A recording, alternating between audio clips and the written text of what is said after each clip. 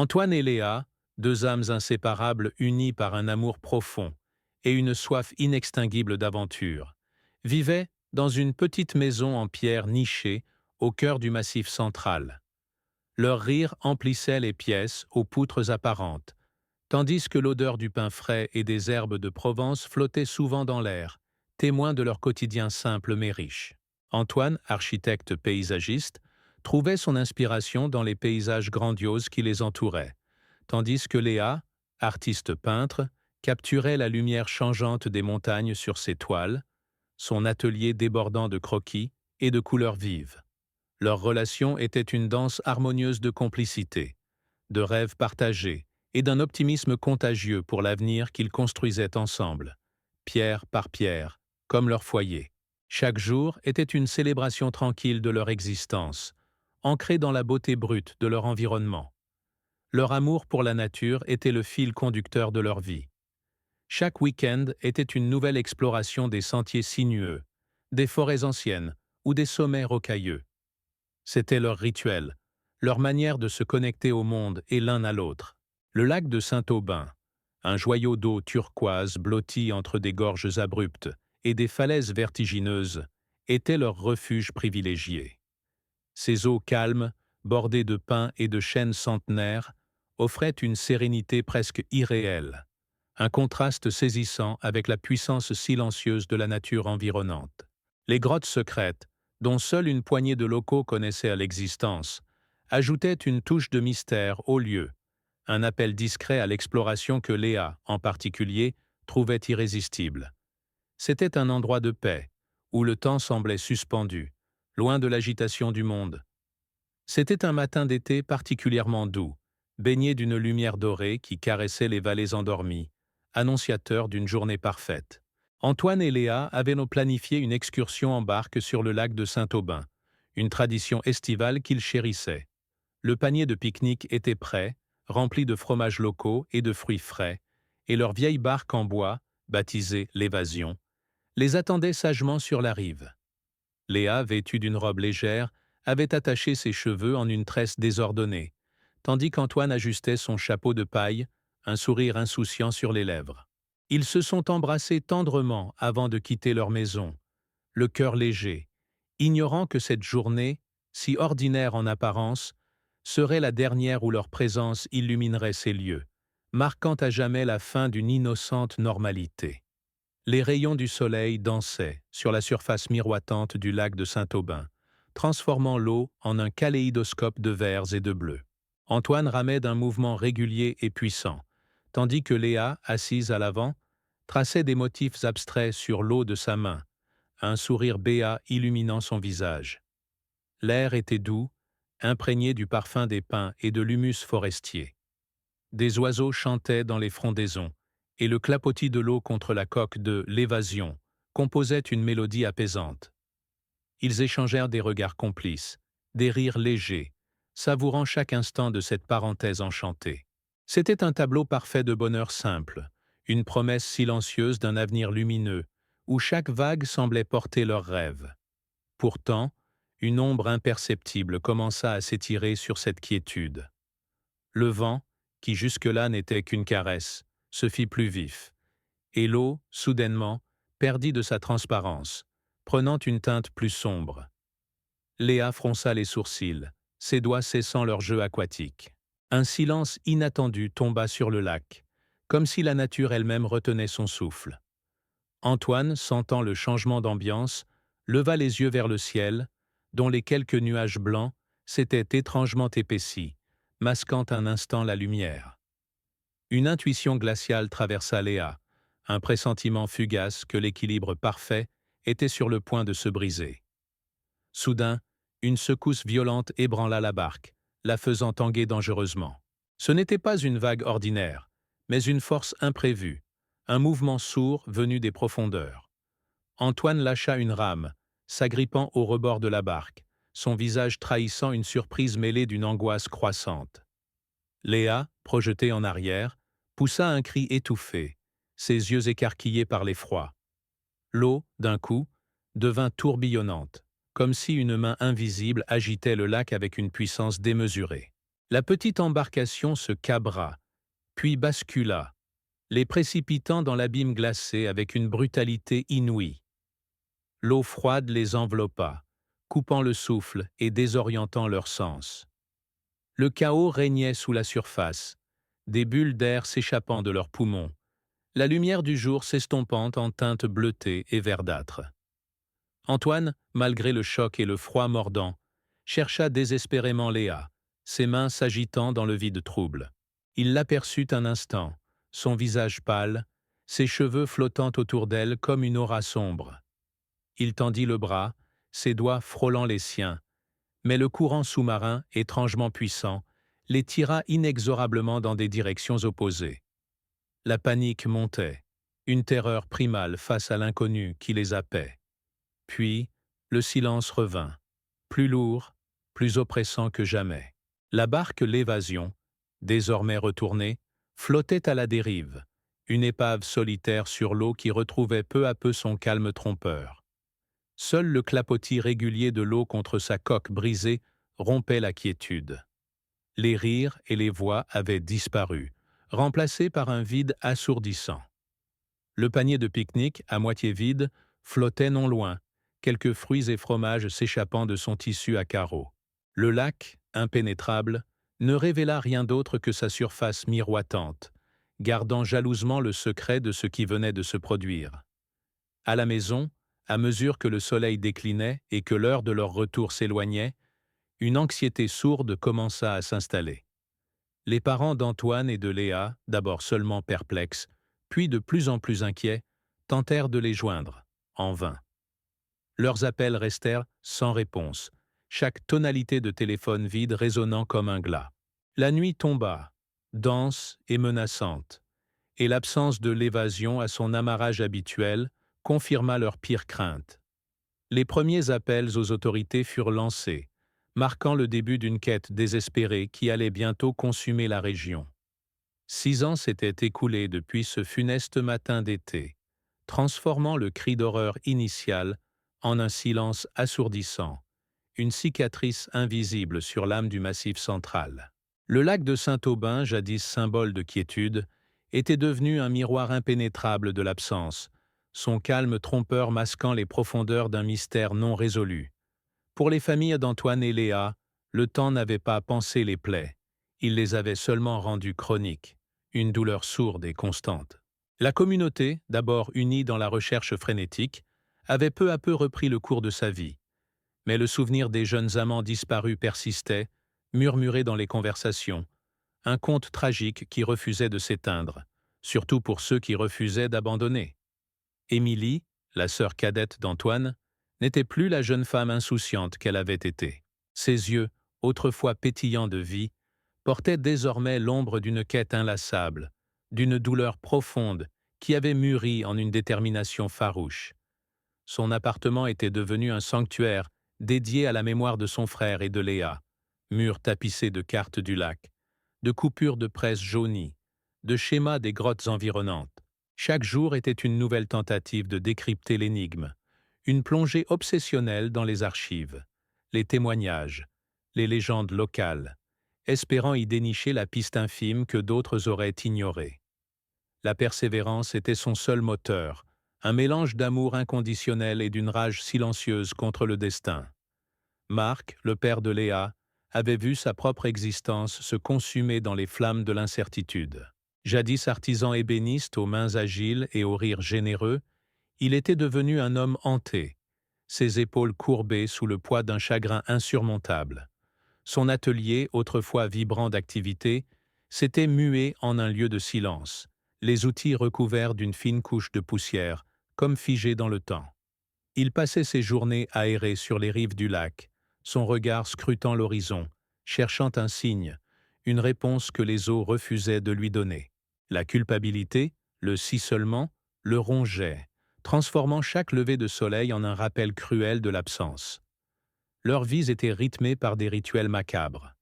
Émilie rendait visite chaque semaine aux quelques pêcheurs du lac, leur posant inlassablement les mêmes questions, guettant le moindre frémissement dans leurs regards, une information oubliée.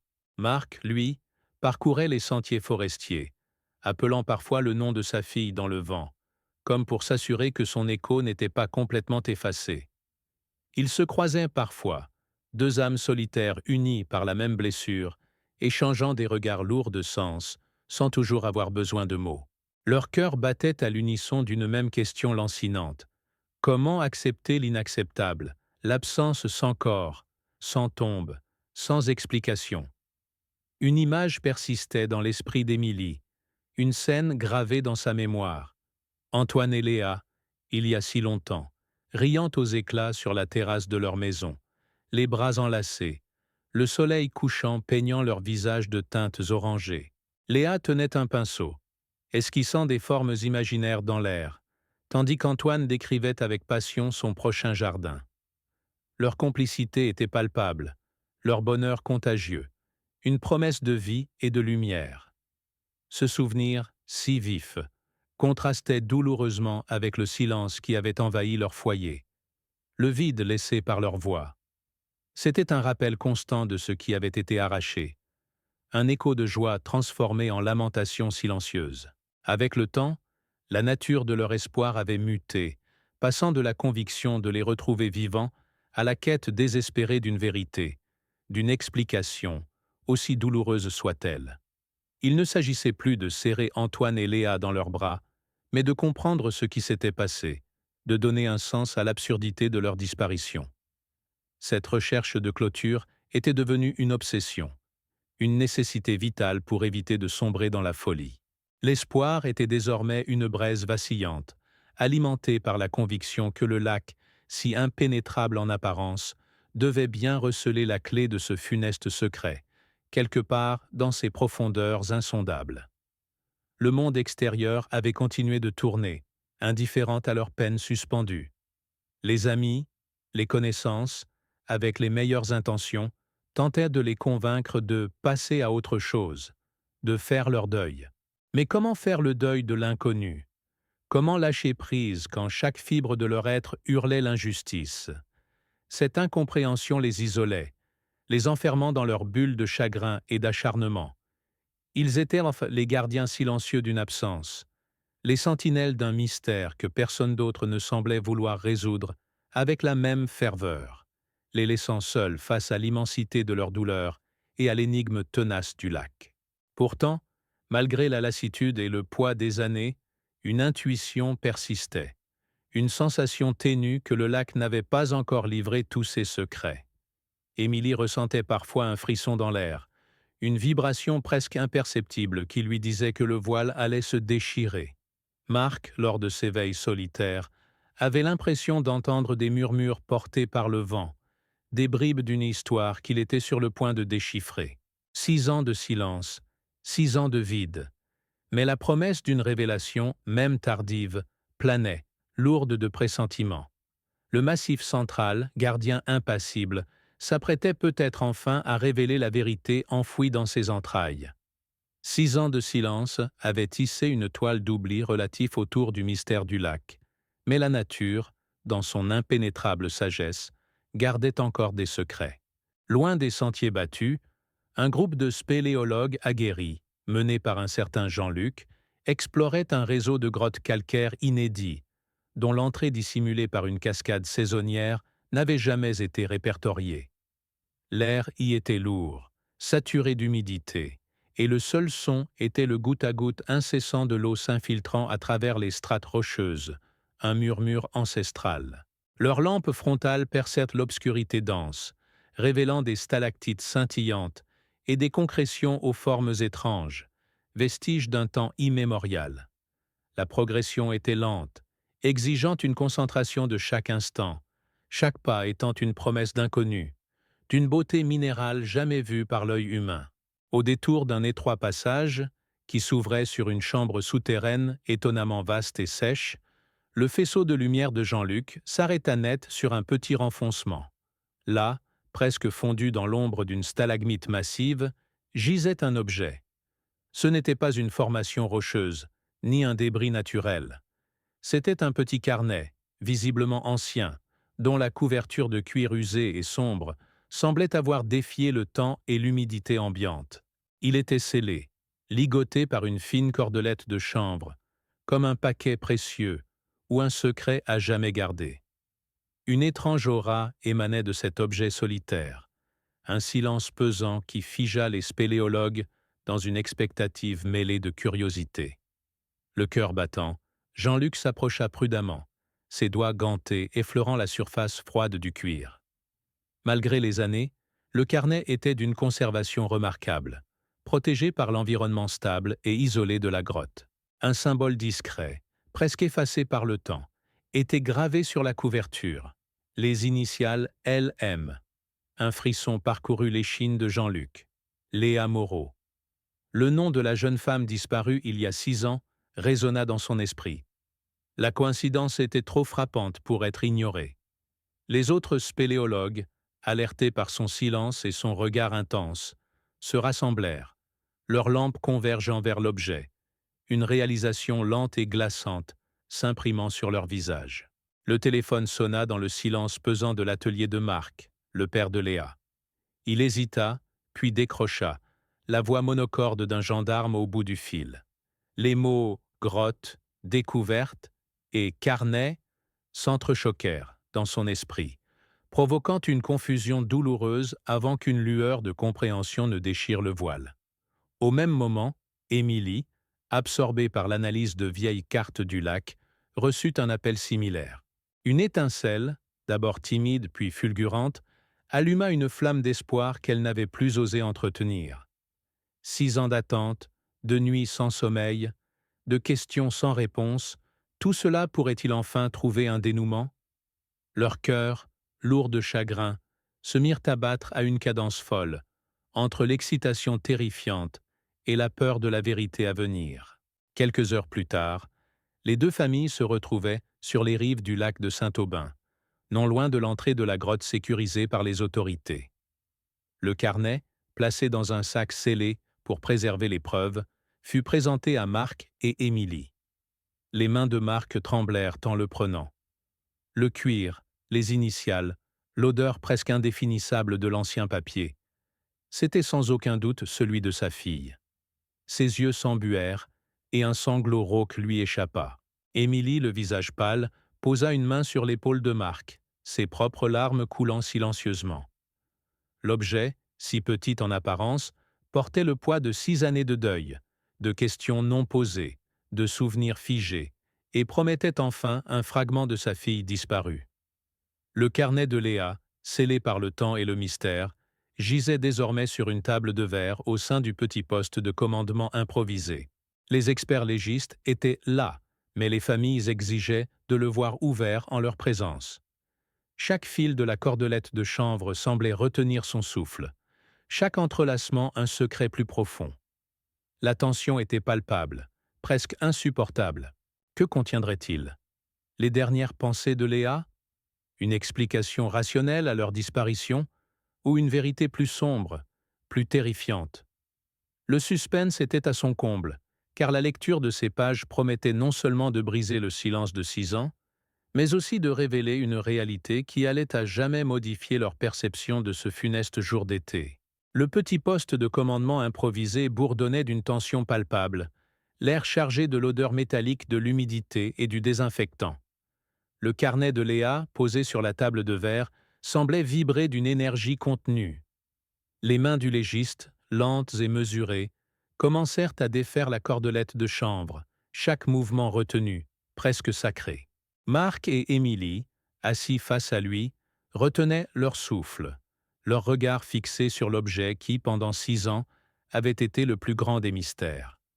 Le cuir usé révélait enfin sa première page, la calligraphie délicate de Léa, familière et déchirante, remplissant l'espace de ce qui semblait être des observations ordinaires, des croquis de fleurs et d'oiseaux, mais avec une date gravée à jamais dans leurs âmes, le jour de leur disparition.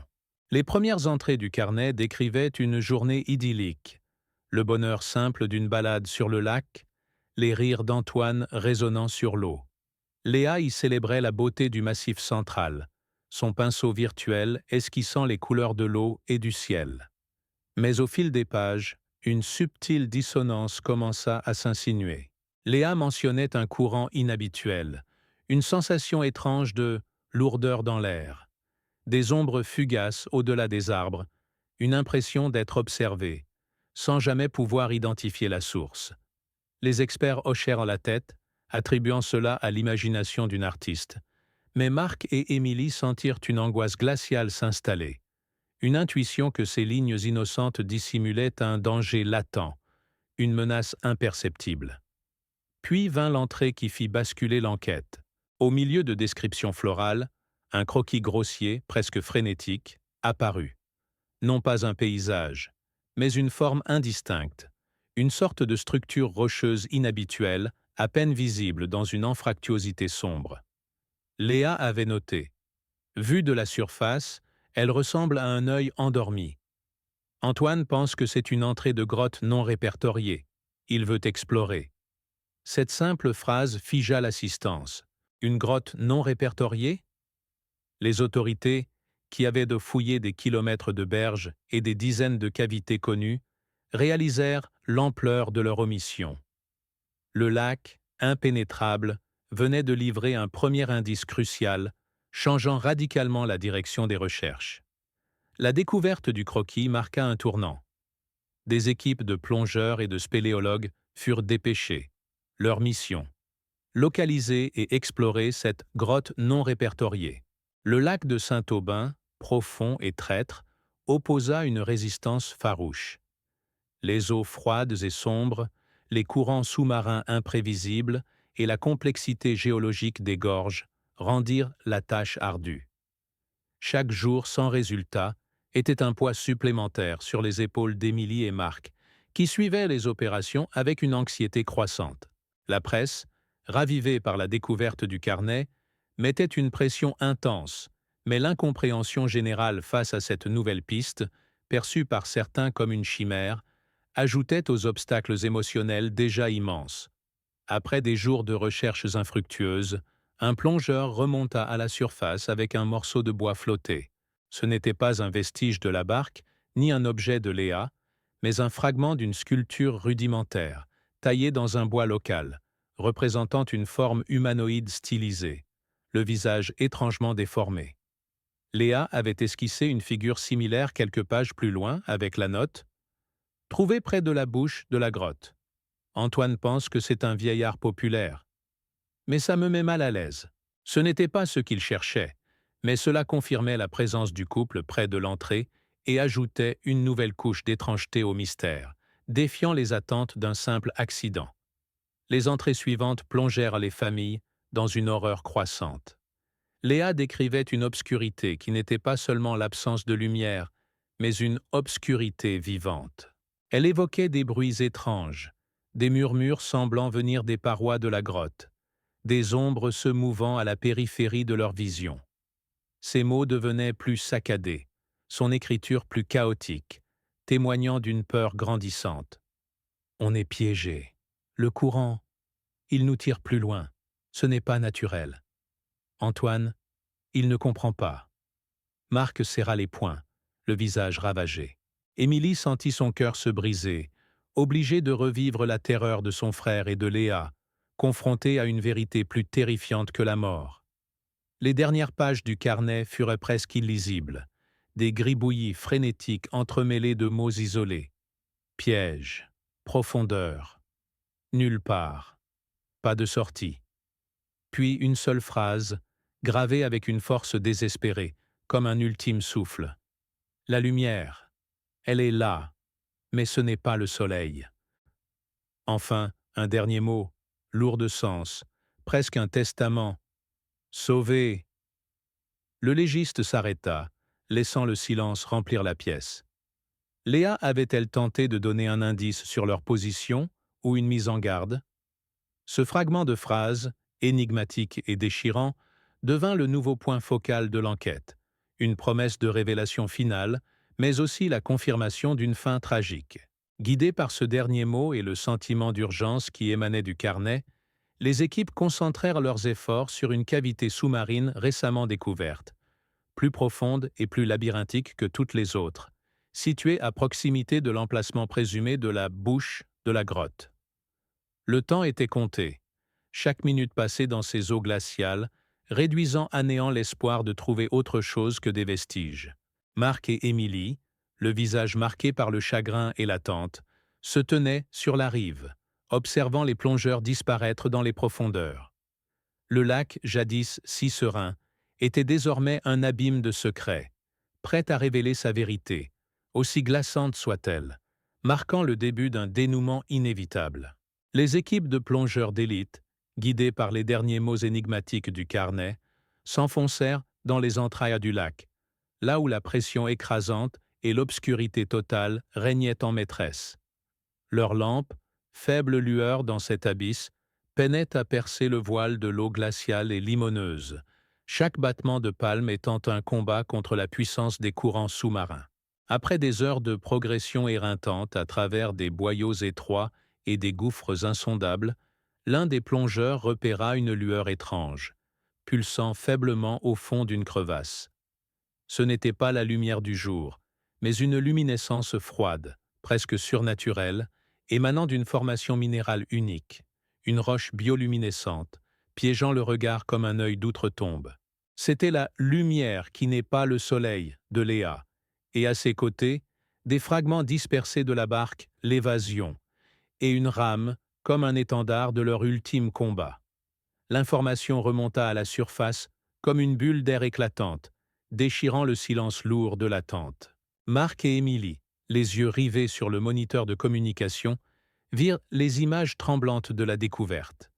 La lueur fantomatique, les débris de la barque, et plus déchirante encore, un petit sac étanche qui contenait le téléphone portable d'Antoine et une bague de fiançailles, celle que son frère portait toujours. Il n'y avait pas de corps, mais cette scène sous-marine, figée dans le temps, était un tombeau silencieux, la preuve irréfutable de leur destin. Un cri rauque s'échappa de la gorge de Marc, un mélange de douleur insondable et d'un soulagement amer. Émilie s'effondra en larmes, non pas de désespoir pur, mais d'une catharsis violente, le poids de 6 années d'incertitude se brisant enfin. La vérité était là, cruelle, mais libératrice. La découverte de la lumière et des vestiges finaux confirmait la nature de la disparition. Un piège géologique, un courant implacable les ayant aspirés dans cette cavité inattendue. Ce fut une mort insidieuse, due à l'hypothermie et à l'épuisement dans un labyrinthe sans issue.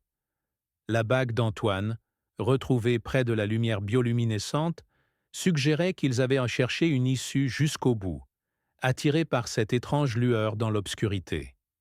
Marc et Émilie restèrent longtemps sur les rives du lac, le regard vide, leur chagrin désormais tangible, leur quête achevée. Le massif central, impénétrable et majestueux, avait enfin livré son secret. Le lac de Saint-Aubin, jadis un lieu de paix, resterait un mémorial silencieux, rappel poignant des mystères insondables que la nature garde jalousement, même après que ses voiles se soient déchirés. La vérité, aussi insoutenable fut-elle, apporta une forme de catharsis brutale. Pour Marc et Émilie, les images des débris sous-marins et des objets intimes, tels que la bague d'Antoine, figèrent leur chagrin dans une réalité tangible. Ce n'était plus une absence fantomatique, mais la confirmation d'un destin scellé par les profondeurs du lac. Les larmes qui coulaient maintenant étaient différentes, lourdes du poids de 6 années d'incertitude, mais aussi libératrices. Le carnet de Léa et la découverte des vestiges avaient enfin brisé le mur du silence, offrant une explication à l'inexplicable. La douleur était immense, mais elle portait en elle le début d'une acceptation, la possibilité d'un deuil enfin concret, après tant d'années passées dans les limbes de l'espoir et de l'angoisse. Le lac, impénétrable, avait parlé, et son message, bien que déchirant, était clair. Avec cette résolution amère, les vies de Marc et Émilie commencèrent, lentement, à se réaligner. L'atelier de Marc, jadis musée figé de son chagrin, retrouva une étincelle de vie. Les outils, dépoussiérés, recommencèrent à sculpter le bois, non plus dans l'espoir futile d'un retour, mais en hommage silencieux à sa fille, chaque copeau une prière, chaque meuble une mémoire. Émilie, elle, décolla les cartes du lac de ses murs, remplaçant la traque obsessionnelle par une contemplation plus sereine. Les années de quête avaient de forger en elle une résilience inattendue, une compréhension plus profonde de la fragilité de l'existence. Le lac de Saint-Aubin, bien que toujours teinté de mélancolie, devint un lieu de recueillement, non de torture, un rappel de leur amour plutôt que de leur absence, un point d'ancrage pour une paix retrouvée. Le souvenir d'Antoine et Léa, de leur amour lumineux et de leur destin tragique, perdura au-delà de leur cercle familial. Leur histoire devint un murmure dans le vent du Massif central, un récit poignant sur la puissance indomptable de la nature et la fragilité de la vie humaine. Pour ceux qui avaient suivi leur quête, l'émotion était profonde, une connexion inattendue avec la douleur et la persévérance d'Émilie et Marc. Le lac, dans son silence éternel, continuait de veiller sur ce mystère résolu, mais aussi sur les innombrables questions que la vie pose, sans jamais y répondre pleinement. L'histoire d'Antoine et Léa, bien que conclue, laissait une empreinte durable, un appel à la réflexion sur la force de l'amour face à l'adversité, et sur la paix que l'on trouve, même dans la plus déchirante des vérités.